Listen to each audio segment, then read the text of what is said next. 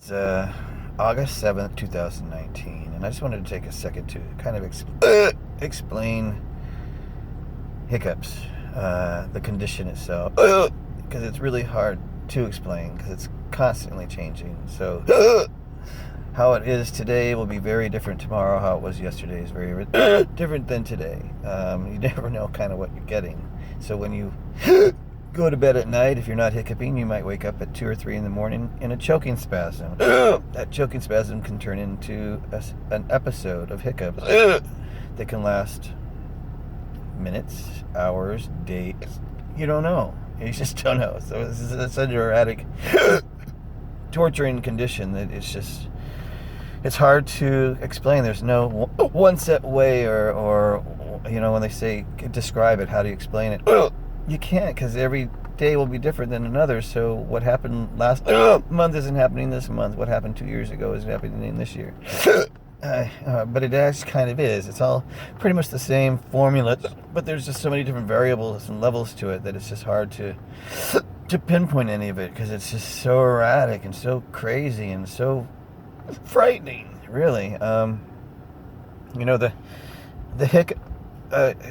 Well, the breathing spasms are 24/7, period. They're just every hour I have at least 2 to 4 minimum breathing spasms. Breathing spasms are kind of a tiny little choke where your rhythm gets interrupted for a second or so, and then what they've done is they've sort of multiplied, so they go on one top of each other 2 or 3 or 4 in a row.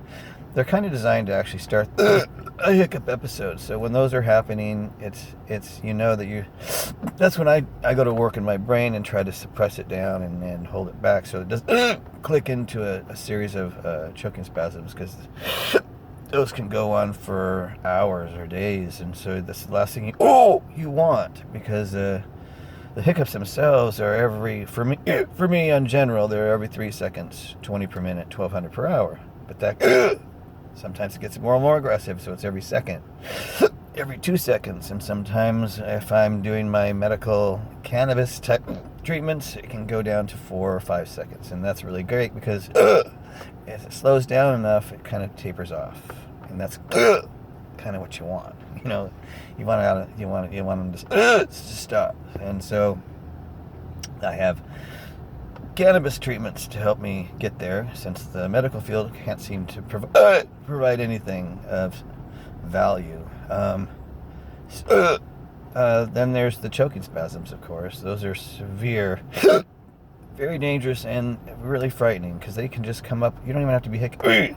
You just come out of nowhere. A choking spasm can last, I don't know if you've ever choked before, but 30 seconds is a long time when when your esophagus muscle is completely restricted, shut, will not let any air in or out. Actually, I can suck some air in, but it makes a really horrific sound. If you've seen any of the videos, you can hear it, but that sort of tapers off too, and then you have nothing. You have no air coming in or no air coming out, and that's when it gets really frightening, because you're at a point of passing out. Now, doctors claim that it's going to fix itself once you pass out. They don't even know how to fix the issue, so what do they know, My fear is that I'm being suffocated to death, and one of those might kill me. So you're living in constant fear. You're in an internal war, a battle within your own body. The stress, the pain itself. I mean, I don't know if you've ever worked out in the gym before, but when you've overexercised a muscle, you need it to rest. Well, we don't get that option when we're hiccuping. It's you have to work through that pain, and that's where sometimes it's really difficult, and you just really want out of this body. I know people don't want to hear you say this, but it's just fucking nature that you want to kill yourself. There's points where you just want out of this body. You want to end it, especially when nobody's helping you and you just feel like you're hopeless, and there's no cure, and there's no medications, there's nothing to relieve it, and it's just so erratic, so you never know. Every day is different, so you don't know what you're waking up to. You don't know if you're waking up to just breathing spasms and sort of a day off, if you're going to wake up to 12, 24 hours of this breathing spasm and then a series of choking spasms. You don't know. And so every day's a surprise. I just know that I never get past a week since this started 3.5 years ago.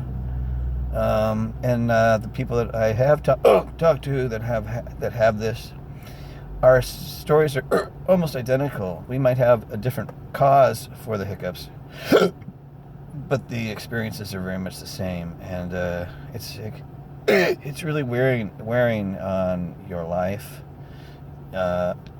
your home life, the people around you. It takes a toll on everybody. It's not just me. You know, my partner has to work 12 hours a day just to make the difference up for thankfully I'm on disability, but it's 40% less income than I was getting when I was working. My 401k is completely shut off now. It's not being contributed to. So my retirement years are being severely hurt in this process. So we're working at 40% less income. Retirement is not being built upon.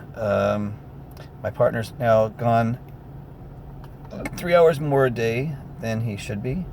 And so we get 3 hours less time, so he's more exhausted, and that's just that part. Then the social aspects. So you had to turn down engagements with friends because this is not fun to be around people or in public with any more than you have to. Like, I'm going to my doctor's office now, so I have to be out in the public. Otherwise, I'm almost afraid to ever leave the house. Become sort of a prisoner within your own environment. And people kind of look at you strange when you're having these hiccups, like they've never even heard them before, or like you have the plague, or they, everybody. Some people try to be helpful and they want to give you water, and you kind of just laugh, like, and the water's not going to help me. People just don't know really much about this condition. I don't even know much about it, and I'm 3.5 years into this misery. It's just frightening, I just can't imagine living the rest of my life like this and burdening my partner in the process. Even though he said, I'm not burdening him, it is. It takes a toll on everybody that's involved. It's hard. It's very stressful. It's just really miserable. I don't know what to do.